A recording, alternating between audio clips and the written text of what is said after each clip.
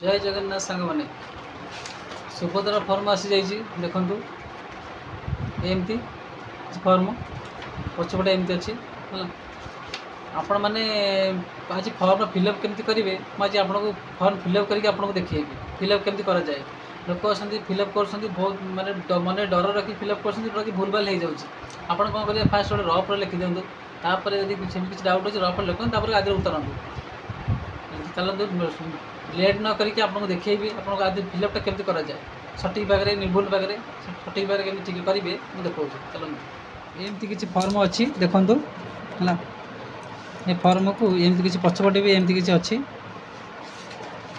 Fast देखु लिखाई ये भाग क आवेदनकारी सर्विस विवरणी फास्ट यहाँ को आम साइड रखा मुझे गोटे लिखिकी रखी से आपको देखा देखु देखु फास्ट अच्छी यहाँ आदर रोचे 3टा पेज भाग क देखो यहाँ भाग क ये हूँ भाग ख भाग ग जोटा ऑनलाइन 3टा फॉर्म रोचे से ये गोटे आम ऑफलाइन जो अंगनवाड़ी मिलूँ गोटे होगी आस प्रथम रही नंबर 1 एक नंबर संपूर्ण नाम आधार अनुजाई आपण आधार अनुजाई जहाँ भी नाम ना थी है आधार जो ना थी से नाटा लिखे मो लिखिदे है कौन ना जार फिलअप कर ना लिखिदे ना लिखे फास्ट ये देखूँ यदि ये जगह ना भी आप तले भी लिखिपारे फास्ट नेमटा ऊपर लिखे सेकेंड नाम उर्मिला साहू लिखी तले लिखे साहू फास्ट ऊपर ना लिखिदे तले साहू कि टाइटल जहाँ थी तले लिखले चलो फास्ट नेम लास्ट नेम तलटा लिखले भी चलो सेकेंड आधार संख्या आधार आप आधार नंबर जहाँ थी सेटा ये लिखे आधार संख्या 3 नंबर स्वामी पिता स्वामी एंड पिता नाम आधार अनुजाई आधार रे जदि स्वामी का नाम थी स्वामी का नाम लिखे आदि आधार रे पिता नाम थी पिता नाम भी लिखे ये आम स्वामी का ना अच्छी स्वामी का नाम लिखाई ठीक से नंबर आई स्वामी का ना लिखाई 4 नंबर रे जन्म तारीख दिन मास वर्ष आधार रे जहाँ थी आपण मैंने से लिखे भूल भाल किसी करेंगे आधार रे जहाँ अच्छी से लिखे फास्ट दिन ये मास ये वर्ष जहाँ अच्छी से लिखे किसी भूल भाल करेंगे 5 नंबर रही वर्ग चिन्ह मारतु ये ठीक चिन्ह मारे भूल जगह भूल मारे ठीक चिन्ह जोड़ा ठीक थी ठीक मारे फास्ट अच्छी साधारण अनुसूचित जाति अनुसूचित जनजाति ये आपड़ जब ओबीसी कि जेनेराल होते साधारण जगह ठीक मारे अनुसूचित जाति यदि होते ये जगह ठीक मारे 6 नंबर रे शारीरिक भिन्नक्षम जदि आपणकर किसी अंग किसी खराब होता है कि आप हैंडीक्राफ्ट सर्टिफिकेट पाई था कि हैंडीक्राफ्ट होता है से जगह आप ये मारे ठीक चिन्ह ये ठीक चिन्ह मारे यदि आप किसी भी सब ठीक ठाक थाए किसी भी असुविधा ना आप ये ठीक चिन्ह मारे ना जगह आप सब ठीक अच्छी ये ना मारे है ये भूल मारे ये भूल मारे दरकार नहीं ये जगह छाड़देवे ये भूल मारे दरकार नहीं 7 नंबर रे आधार संयुक्त मोबाइल नंबर आधार रे आप जो मोबाइल नंबरटा लिंक थी से नंबरटा लिखे ये आउट एक्सट्रा नंबर देवे विकल्प मोबाइल नंबर आपणकर एक्सट्रा नंबर थी देवे घरे जदि कार नंबर थी नंबरटा भी देपारे ये 9 नंबर रे जिला आपण कौ जिले रोचे से जिला ना लिखे ये ग्राम ग्राम निमंते आम आपण ग्राम कौ ग्राम रोचे ये आप गाँ ना लिखे फास्ट ग्राम पंचायत पंचायत ना लिखे आपण ब्लॉक आपण ब्लॉक कौन से लिखे आप सहरांचल जदि होते ग्राम ना लिखि सहरांचल लिखिपारे है आम तो ग्राम ग्राम गाँव में रोचे से ग्राम अंचल लिखीचु सहरांचल देखा किसी आवश्यकता नहीं सहर रोथे जगह लिखे ना आपको छाड़देवे आधार संख्या संचय खाता बैंक नाम आपण आधार साथी जो बैंक लिंक थी आप से बैंक ना लिखे जमी मुझे लिखी बैंक ऑफ इंडिया आप स्टेट ऑफ इंडिया थी स्टेट बैंक ऑफ इंडिया आप लिखिपारे आप जेकोसी बैंक था आप से लिखिपारे ये अकाउंट नंबर लिखा किसी आवश्यकता नहीं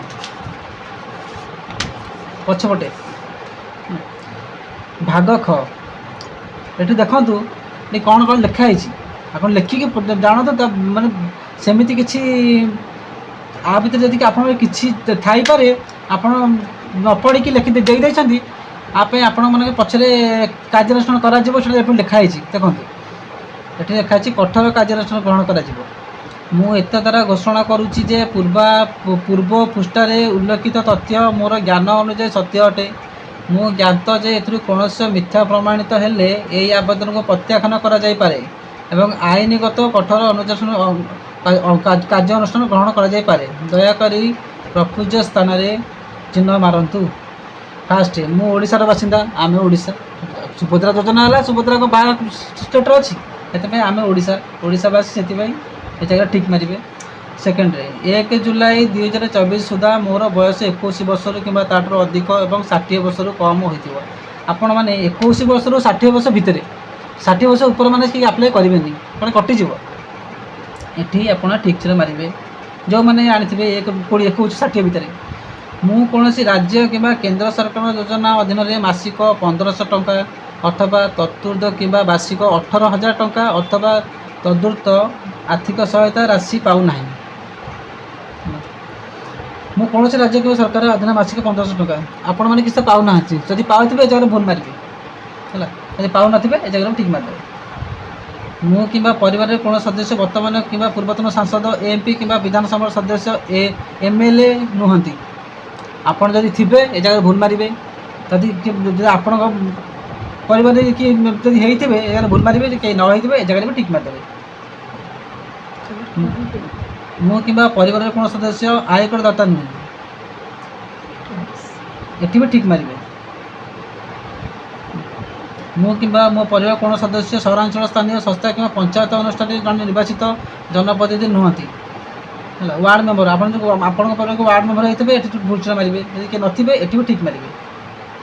ଯଦି ମୁଁ ଠିକ୍ ମାରିଛି, ଆମର ତ କିଏ ନାହାନ୍ତି ସେମିତି କିଛି, ଏଠି ମୁଁ ଠିକ୍ ମାରିଛି।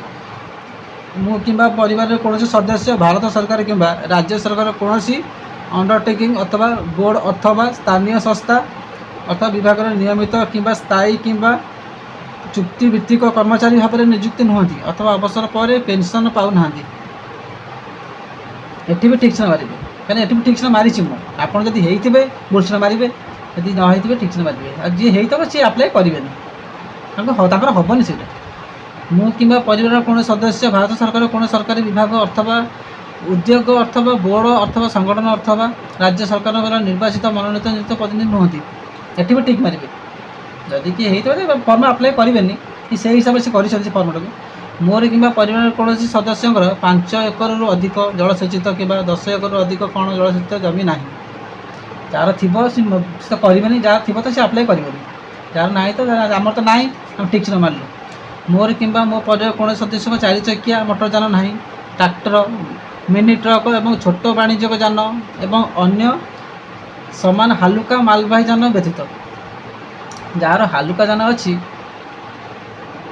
ତା ବ୍ୟତୀତ ଟ୍ରାକ୍ଟର, ମିନି ଟ୍ରକ୍, 4 ଚକିଆ ଗାଡ଼ି ଯାହାର ଥିବ ତାଙ୍କର ହେବନି, ସେ ଆପ୍ଲାଏ କରିବେନି। ଆମର ନାହିଁ, ଆମେ ଠିକ୍ସେ ନ ମାରିଲୁ।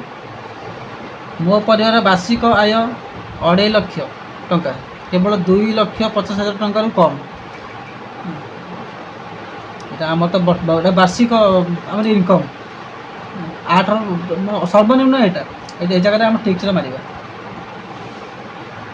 ভাগ গ এত দ্রব্যতীত ମୁଁ ନିମ୍ନଲିଖିତ ପାଇଁ ସମ୍ମତି ଜଣାଉଛି।